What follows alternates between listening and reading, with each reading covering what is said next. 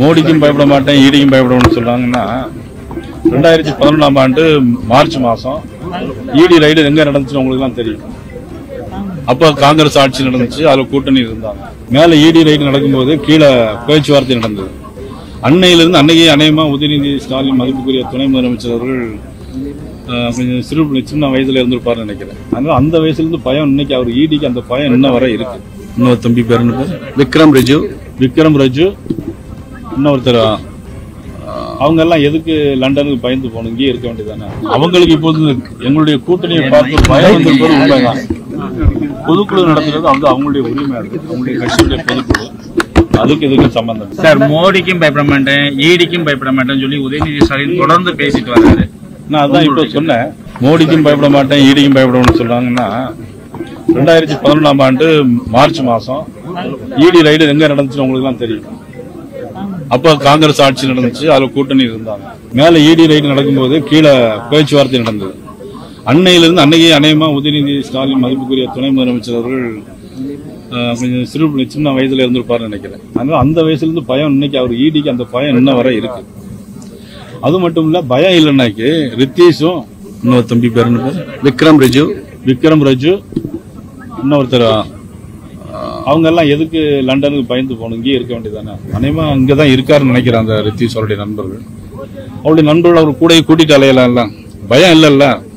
அப்ப அவங்கள நண்பர்களை எதுக்கு விலக்கி வைப்பானே, லண்டனுக்கு எல்லாம் போய் ஒழிச்சு கூட சொல்லுவானே. ஒருத்தர் பெங்களூர்லோட இருக்காருன்னு செய்தி நேற்று லேண்ட் ஆயிருப்பாருன்னு நினைக்கிறேன். ஒருத்தர் எல்லாரையும் பார்த்துட்டு தான் இருக்கிறோம். அப்ப பயம் உள்ளவங்க எதுக்கு நம்முடைய நண்பரை வந்து எதுக்கு லண்டனுக்கு அனுப்பணும், கூட உள்ளவங்க கூட வச்சுக்கலாம்ல. இந்த முருகபக்த மாநாடு வந்து எந்த அளவுக்கு நமக்கு, அதாவது தேர்தலை எதிரொலிக்கிற மாதிரி இருக்குமா? இது முழுக்க முழுக்க பக்தி மாநாடு. இது ஏற்கனவே அரசாங்கம் ஏற்கனவே மதிப்புக்குரிய அறநிலைத்துறை அமைச்சர் சேகர்பாபு அவர்கள் ஏற்கனவே நடத்தினாங்க. அது வேறு. அதை விட இது சிறந்த மக்களுக்கு பயனுள்ள ஒரு பக்தி மாநாடு அமையும். சார், முன்னாள் இருந்த உங்களை போல உள்ள மாநில தலைவர்கள் ஒருத்தர் வேல் எடுத்து பயணம் செஞ்சாரு.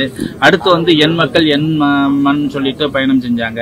இதே உங்க நயனா நாகேந்திரன் சாருடைய பயணம் என்ன மாதிரியான ஒரு?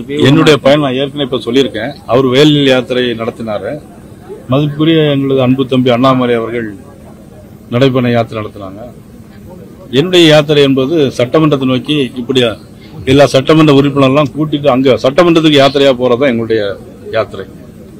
தேர்தல் வியூகம் என்ன மாதிரிலாம் சார் வச்சிருக்கிறீங்க? அதாவது இதுக்கு முன்னாடி பிஜேபி வந்து அதிக அளவு வாக்கு கணிசமா வாங்கியிருந்தது. அதை விட அதிகமான வாக்குகள் வாங்குறதுக்கு என்ன மாதிரியான தொண்டர்களுக்கு நீங்க வியூகம் வகுத்து கொடுத்துருக்கீங்க? அதாவது இதுக்கு முன்னாலெல்லாம் நான் உள்பட எங்களுடைய ப்ரொஃபசர் சீனிவாசன் உள்பட எல்லாருமே 2வது இடத்துக்கு வந்திருந்தாங்க. இனி முதல் இடத்துல வந்துதான் சட்டமன்ற உறுப்பினர்களாக நாங்கள் சட்டமன்றத்துக்கு போவோங்கிறதா எங்களுடைய. இன்னொரு ஒரு கேள்வி, இந்த டெல்லி பயணம் போய் இப்ப வந்து அவங்கள மோடி சார் அவங்க பார்த்துட்டு வந்துருக்காங்க. இதை எப்படி பாக்குறீங்க? மதிப்புக்குரிய முதலமைச்சர் அவர்கள் நிதி ஆயோக் கூட்டத்துக்கு வந்து முதல்ல போறது மாதிரி சொன்னாங்க. அதுக்கப்புறம் அது போறது மாதிரி இல்லைங்கிற ஒரு கருத்தை சொன்னாங்க. அதுக்கப்புறம் உள்ள சூழ்நிலையில அடிப்படையில எதற்காக போனார்கள் நீங்க அவர் முதலமைச்சரை பார்த்து கேட்டா கொஞ்சம் விளக்கமா சொல்லுவாரு. பிரைம் மினிஸ்டர் மோடி அவர்களை தனியாகவும் சந்திச்சு பார்த்தாங்க. அதுல என்ன பேசுறீங்கன்னு நீங்க வந்து முதலமைச்சரை பார்த்து நம்முடைய மீடியா ஊடகங்களுக்கு கேட்டாக்கி தமிழ்நாட்டு மக்களுக்கு விளக்கங்கள் தெரியும்.